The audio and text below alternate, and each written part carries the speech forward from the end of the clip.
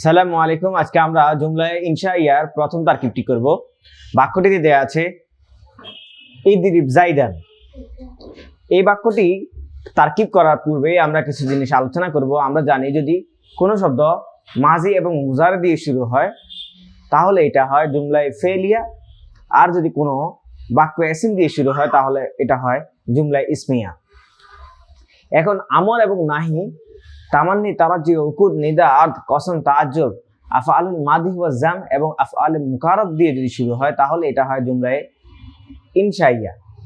এখন প্রশ্ন হচ্ছে যে জুমলা ইনশাইয়াটার মধ্যে আমরা এখানে আমর এবং নাহি পাবো, তামান্নি, তারাজি, উকুদ, নিদা, আদ, কসম এগুলো পাবো। তো এখন ওই ক্ষেত্রে আমাদের জুমলাটা কি জুমলা ইসমিয়া হয়ে ইনশাইয়া হবে না জুমলায়ে ফেলিয়া হয়ে ইনশাইয়া হবে?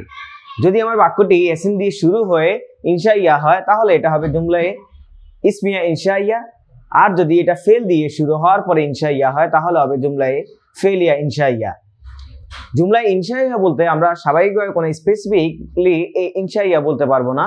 এই ক্ষেত্রে আমরা আগেই বলবো যে এটা হয়তো জুমলায়ে ইসমিয়া হয়ে ইনশাইয়া হবে কিংবা এটা জুমলায়ে ফেলিয়া হয়ে ইনশাইয়া হবে।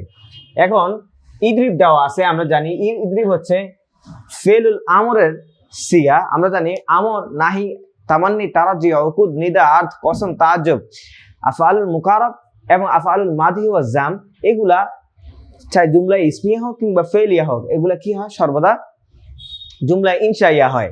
এখন আমর এবং নাহির ক্ষেত্রে কথা হচ্ছে যে আমর এবং নাহি আমরা মাজি এবং মুজারের যে ডিভাইডেশনটা করি স্বাভাবিকভাবে আমরা এখানে এই ডিভাইডেশনটা করি না। আমরা জানি মাজি এবং মুজারের ক্ষেত্রে আমরা 2 সিগা এবং 12 সিগা এটাকে কি করি বিভক্ত করি, কিন্তু আমর এবং নাহির সিগার ক্ষেত্রে আমরা কোনো সময় এটাকে কি করি না 2 সিগা কিংবা 12 সিগা এই 2 ভাগে ভাগ করি না। তাহলে যখন আমর এবং নাহি দিয়ে যে কোনো সিগায় হোক 14 সিগা যে কোনো সিগা যদি আসে তাহলে প্রথম অংশটা হবে ফেল, তার পরবর্তী যে দমিরটা হবে আমার ফাইল। আমরা ফেল পাইলাম, ফাইল পাইলাম, তারপরে আমরা জানি ফেল ফাইলের পরবর্তীতে আমরা জানি যদি কোনো বাক্যের প্রথমে ফেল আসে তার পরবর্তীতে অবশ্যই একটা ফাইল আসবে। ফাইল আসার পরে ফাইলের পরবর্তীতে অবশ্যই একটা কি আসবে মাফআউল আসবে। এখন অনেক ক্ষেত্রে হচ্ছে মাফউল আমার পরেও আসতে পারে সামনেও আসতে পারে, আবার হরফে জার এবং মাজরুর ফাইলের পরবর্তীতে আসতে পারে কিংবা মাফউলের পরবর্তীতেও আসতে পারে। যেহেতু এখানে আমাদের কোনো হরফে জারও নাই কিংবা অন্য কোনো মাফউলও নাই, এই জন্য আমরা জানি ফেল এবং ফাইলের পরবর্তী স্বাভাবিকভাবে কি আসে যদি কোনো ইসমে জহের আসে তাহলে এটা স্বাভাবিকভাবে মাফউলে বিহি হয়।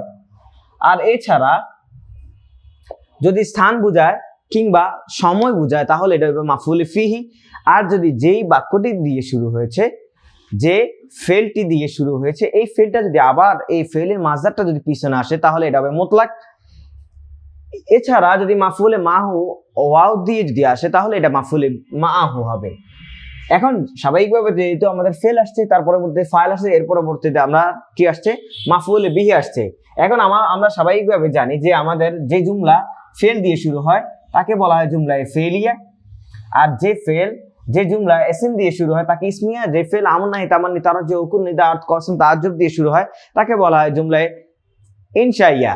এখন কথা হচ্ছে যেহেতু এই শব্দটা আমর দিয়ে শুরু হয়েছে, আমরা জানি আমর কিন্তু ফেলের মূলত প্রকার, যেহেতু আমর নাহি ফেলের প্রকার এই জন্য এটা জুমলায়ে ফেলিয়া হবে। হওয়ার পরবর্তীতে এটা ইনশাইয়া হবে, কারণ জানি আমরা আমর, নাহি, তামান্নি, তারাজি, উকুদ, নিদা, আদ, কসম, তাআজ্জুব, আফআলুল মুকারাব এবং আফআলুল মাদি ওয়া জাম এগুলো সবসময় কি হয় জুমলায়ে ফেলিয়া হলে ইনশাইয়া হবে, আর যদি ইসমিয়া হয় তাহলেও এটা ইনশাইয়া হবে। এই অংশটা হবে আমার ইনশাইয়া, কেননা এটা আমার আমর দিয়ে শুরু হয়েছে। যদি নাহি দিয়ে শুরু হয় তাহলেও আমরা এখানে কি করতাম জুমলায়ে ফেলিয়া ইনশাইয়া লিখতাম।